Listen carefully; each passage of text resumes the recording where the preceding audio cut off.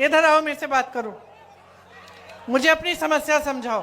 आओ, आ जाओ आ जाओ आ जाओ। अरे मार क्यों रहे इनको? इनसे कहिए आ जाओ आ जाओ आ जाओ। मैं बुला रही हूं, आने दीजिए, आने दीजिए इन्हें। आ जाओ बेटा।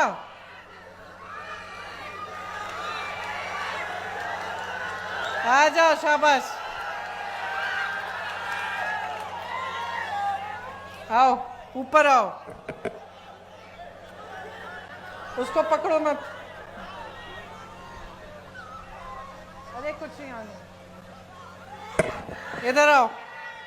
नाम क्या है तुम्हारे? आसिफ खान। ये देखो, ये है आसिफ, ये बिहार का नौजवान है। लड़ लड़ के वहां से आया मुझे अपनी समस्या बताने के लिए। ये है बिहार का नौजवान जो अपने अस्तित्व को समझता है, अपने अधिकारों को समझता है, जो लड़ता है अपने अधिकारों के लिए, जो समझ रहा है कि इसके साथ क्या हो रहा है आज।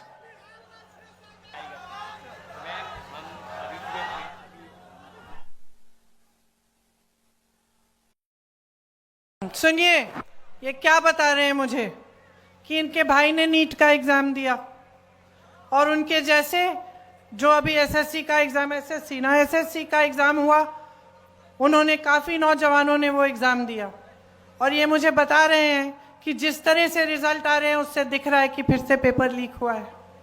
कह रहे हैं कि जब प्रदर्शन करने गए, अपने अधिकार मांगने गए, तो इनको पुलिस ने पीटा, कि प्रशासन ने दबाने की कोशिश की। जैसे यहां पे जब अपनी बात करने लगे तो आपने इनको रोका। पुलिस वाले मेरे साथी हैं, आपकी गलती नहीं है, आपकी गलती नहीं है, आप अपनी ड्यूटी कर रहे हैं। आपको बताया गया है कि आपकी ड्यूटी जनता की आवाज को दबाना है, यह बताया गया है। क्योंकि आपकी सरकार है, वो ऐसी सरकार है जो जनता की आवाज सुनना नहीं चाहती है। मैं आपको एक बात बताना चाहती हूं, मेरे बचपन की बात है। मेरे पिताजी प्रधानमंत्री थे, मैं उनके साथ अमेठी गई। अमेठी उनका संसदीय क्षेत्र था। बैठ जाइए आप। मैं उनके साथ अमेठी गई, छोटी सी थी, 10-12 साल की थी, पीछे पीछे चलती थी। हम एक गांव में गए और मैं अपने पिता से डरती थी क्योंकि मेरे पिताजी वो मतलब नियम के आधार पे चलते थे। हम कुछ गलत वलत करते तो खूब डांट खाते थे। पिताजी गांव के अंदर गए, मैं पीछे पीछे गई और एक महिला बड़ी जोर से उनको डांटने लग गई। मैं डर गई। मैंने सोचा ये महिला कैसे डांट रही है मेरे पिताजी को।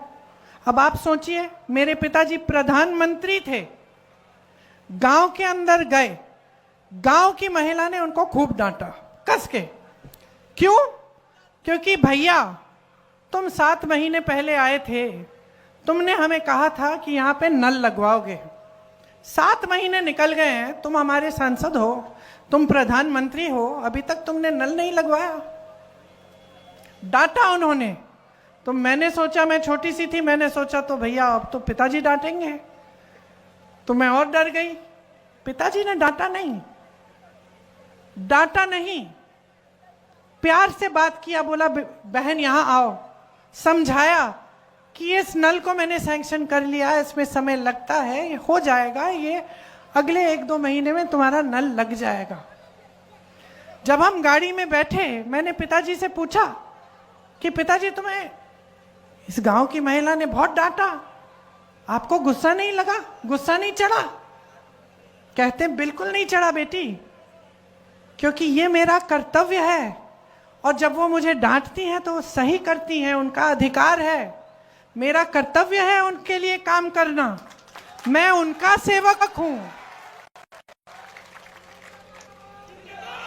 तो अगर सरकार, देखिए मैं अपने पिता की प्रशंसा नहीं करने के लिए यहां खड़ी हूं, मैं आपको एक बात बता रही हूं, साधारण बात, कि उस समय बड़े से बड़े नेताओं की क्या मानसिकता होती थी। अगर जनता की समस्या है, इस लड़के की कोई समस्या है, इसके साथ गलत हो रहा है, ये प्रदर्शन कर रहा है, अपना अधिकार मांग रहा है, तो ये तो हमारी लोकतंत्र की सबसे बड़ी देन है, सबसे बड़ी मजबूती है, सबसे बड़ी शक्ति है। नेता को इसके सामने झुकना चाहिए, नेता को कहना चाहिए कि हाँ, हम तुम्हारी समस्या को का समाधान करने की कोशिश करेंगे। और जब नेता ऐसा होगा, जब सरकार ऐसी होगी, तब पुलिस भी ऐसी होगी। तब पुलिस आपको पीटेगी नहीं, तब पुलिस और प्रशासन भी आपको पीटेंगे नहीं, वो करने देंगे प्रदर्शन, खड़े रहेंगे।